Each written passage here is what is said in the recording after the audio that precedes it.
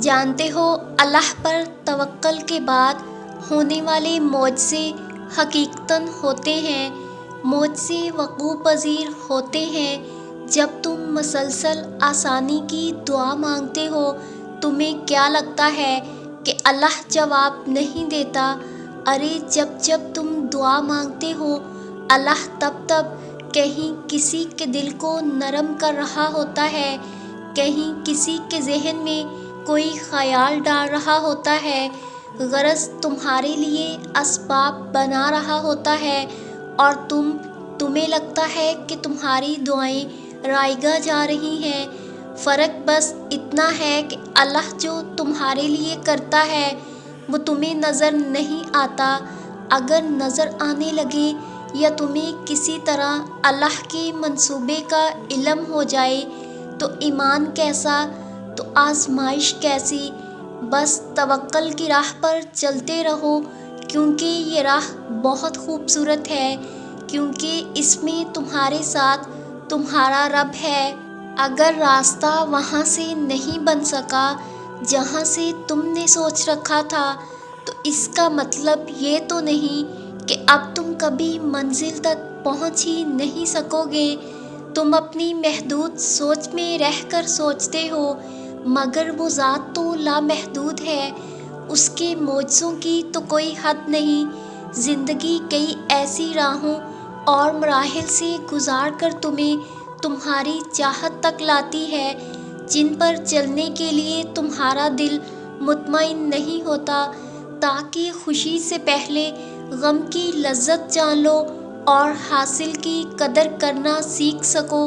ایک طریقہ وہ ہے جس کے لیے تم خود کو تیار کرتے ہو، اور دوسرا وہ جس کے لیے اللہ تمہیں تیار کرتا ہے، مگر جب تم اپنے طریقوں پر اڑ جاتے ہو تو وہ نہ تمہیں آگے بڑھنے دیتا ہے اور نہ پیچھے مڑنے دیتا ہے، تاکہ تمہیں یاد کروا سکے کہ سکون کو قریب لانے کے لیے تمہیں پہلے اس کے قریب جانا ہوگا جو اس سکون کو عطا کرنے والا ہے۔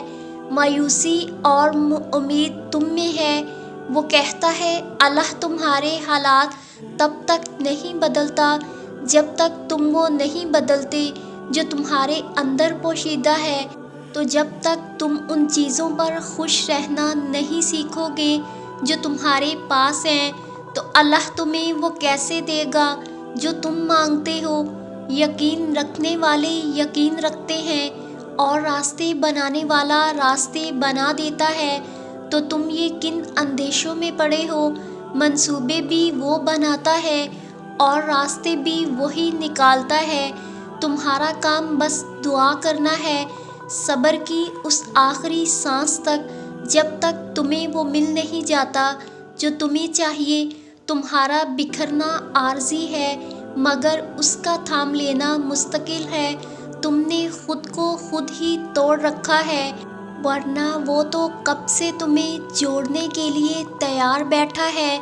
تو تم ان کرچیوں کو اس کے پاس لے جاؤ، پھر وہ انہیں یوں سمیٹ دے گا جیسے اس کا ایک حرف کن ان دو جہانوں میں سمیٹ کر انہیں زندہ کر دیتا ہے۔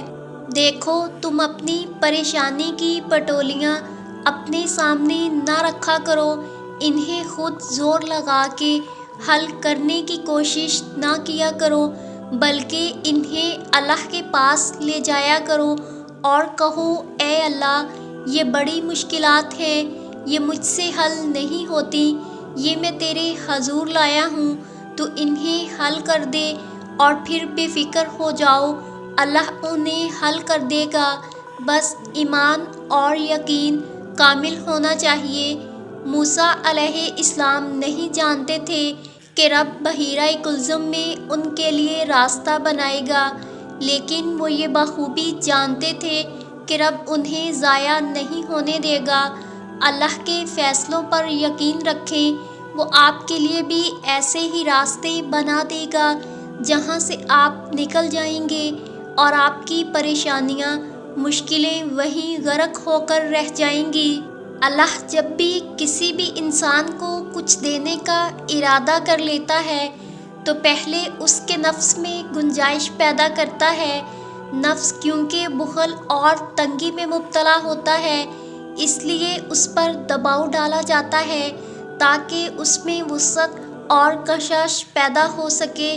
آپ اپنی زندگی کا مشاہدہ کریں تو آپ کو اپنی کامیابیوں کے پیچھے طویل ناکامیاں، ریاضت، تکلیف اور بے پناہ دباؤ نظر آئے گا۔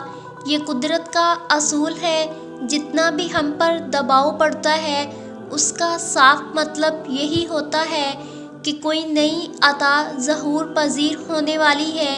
یہ بھی پین کا ایک چہرہ ہے۔ ہر تکلیف کے پس پردہ رب کائنات کی رحمت چھپی ہے۔ تکلیف اللہ کی بندے سے محبت کی نشانی ہے۔ محترم استاد کا قول ہے، اور کیا خوب قول ہے، کہ تکلیف اور مصیبت اگر کوئی بری شے ہوتی تو انبیاء پر کبھی نہ آتی۔ قرآن میں ارشاد باری تعالیٰ ہے، بے شک ہر مشکل کے ساتھ آسانی ہے۔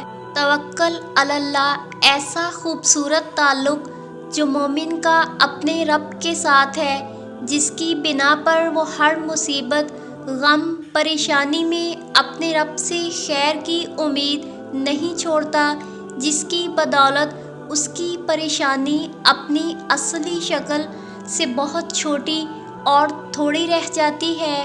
اور کیوں نہ ہو، کوئی ذات اتنی با اختیار اور پاورفل ہو سکتی ہے جتنا رب العزت ہے، تو وہ ذات بار بار قرآن کریم میں یہ یقین دلا رہی ہے کہ اللہ کے سوا نہ کوئی تمہارا دوست ہے، نہ کوئی مددگار۔